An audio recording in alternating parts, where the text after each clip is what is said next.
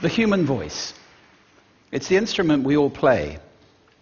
It's the most powerful sound in the world, probably. It's the only one that can start a war or say, I love you. And yet many people have the experience that when they speak, people don't listen to them. Why is that? How can we speak powerfully to make change in the world? What I'd like to suggest, there are a number of habits that we need to move away from. I've assembled for your pleasure here 7 deadly sins of speaking. I'm not pretending this is an exhaustive list, but these 7, I think, are pretty large. Habits that we can all fall into. First, gossip. Speaking ill of somebody who's not present. Not a nice habit, and we know perfectly well the person gossiping 5 minutes later will be gossiping about us. Second, judging. We know people who are like this in conversation, and it's very hard to listen to somebody if you know that you're being judged and found wanting at the same time. Third, negativity. You can fall into this. My mother, in the last years of her life, became very, very negative, and it's hard to listen. I remember one day I said to her, it's October the 1st today, and she said, I know, isn't it dreadful? It's hard to listen when somebody's that negative. And another form of negativity, complaining. Well, this is the national art of the UK. It's our national sport. We complain about the weather, about sport, about politics, about everything. But actually complaining is viral misery. It's not spreading sunshine and lightness in the world. Excuses. We've all met this guy. Maybe we've all been this guy. Some people have a blame thrower. They just pass it on to everybody else and don't take responsibility for their actions. And again, hard to listen to somebody who's being like that. Penultimate, the 6th of the 7, embroidery, exaggeration. It demeans our language, actually, sometimes. For example, if I see something that really is awesome, what do I call it? And then, of course, this exaggeration becomes lying, out and out lying, and we don't want to listen to people we know are lying to us. And finally, dogmatism. The confusion of facts with opinions. When those two things get conflated, you're listening into the wind. You know, somebody is bombarding you with their opinions as if they were true. It's difficult to listen to that. So here they are, 7 deadly sins of speaking. These are things I think we need to avoid. But is there a positive way to think about this? Yes, there is. I'd like to suggest that there are 4 really powerful cornerstones, foundations, that we can stand on if we want our speech to be powerful and to make change in the world. Fortunately, these things spell a word. The word is hail, and it has a great definition as well. I'm not talking about the stuff that falls from the sky and hits you on the head. I'm talking about this definition, to greet or acclaim enthusiastically, which is, I think, how our words will be received if we stand on these 4 things. So what do they stand for? See if you can guess. The H, honesty, of course. Being true in what you say, being straight and clear. The A is authenticity, just being yourself. A friend of mine described it as standing in your own truth, which I think is a lovely way to put it. The I is integrity, being your word, actually doing what you say, and being somebody people can trust. And the L is love. I don't mean romantic love, but I do mean wishing people well. For 2 reasons. First of all, I think absolute honesty may not be what we want. I mean, my goodness, you look ugly this morning. Perhaps that's not necessary. Tempered with love, of course, honesty is a great thing. But also, if you're really wishing somebody well, it's very hard to judge them at the same time. I'm not even sure you can do those 2 things simultaneously. So, hail.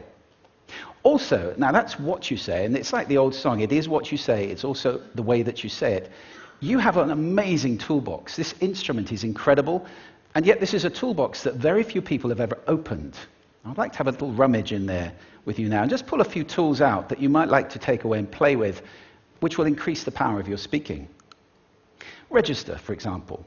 Now, falsetto register may not be very useful most of the time, but there's a register in between. I'm not going to get very technical about this for any of you who are voice coaches. You can locate your voice, however. So if I talk up here in my nose, you can hear the difference. If I go down here in my throat, which is where most of us speak from most of the time, but if you want weight, you need to go down here to the chest. You hear the difference? We vote for politicians with lower voices. It's true, because we associate depth with power and with authority. That's register. And we have timbre. It's the way your voice feels. Again, the research shows that we prefer voices which are rich, smooth, warm, like hot chocolate. Well, if that's not you, that's not the end of the world, because you can train. Go get a voice coach. And there are amazing things you can do with breathing, with posture, and with exercises to improve the timbre of your voice. Then prosody. I love prosody. This is the sing-song, the meta-language that we use in order to impart meaning. It's route one for meaning in conversation. People who speak all on one note are really quite hard to listen to if they don't have any prosody at all. That's where the word monotonic comes from, or monotonous, monotone. Also, we have repetitive prosody now coming in, where every sentence ends as if it were a question, when it's actually not a question, it's a statement. And if you repeat that one over and over, it's actually restricting your ability to communicate through prosody, which I think is a shame. So let's try and break that habit. Pace. I can get very, very excited by saying something really, really quickly, or I can slow right down to emphasize. And at the end of that, of course, is our old friend, silence. There's nothing wrong with a bit of silence in a talk, is there? We don't have to fill it with ums and ahs. It can be very powerful. Of course, pitch often goes along with pace to indicate arousal, but you can do it just with pitch. Where did you leave my keys? Where did you leave my keys? It's a slightly different meaning in those two deliveries. And finally, volume. I can get really excited by using volume, sorry about that if I startled anybody, or I can have you really pay attention by getting very quiet. Some people broadcast the whole time. Try not to do that. That's called sodcasting.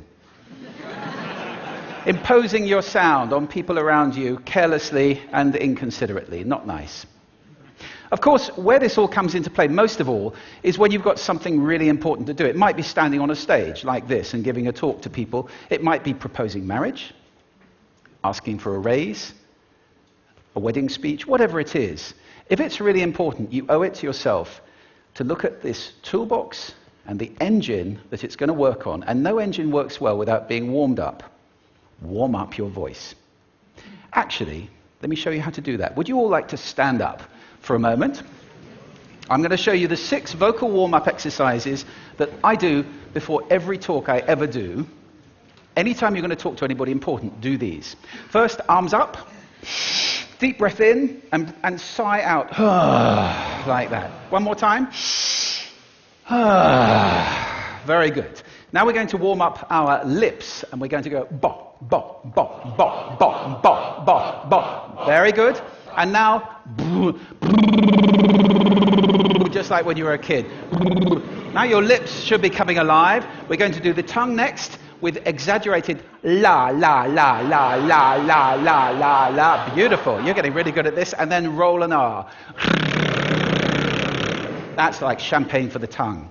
Finally, and if I can only do one, the pros call this the siren. It's really good. It starts with we and goes to or. The we is high, the or is low. So you go wee, oh, wee.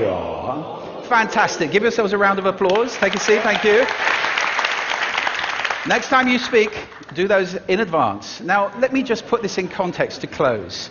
This is a serious point here.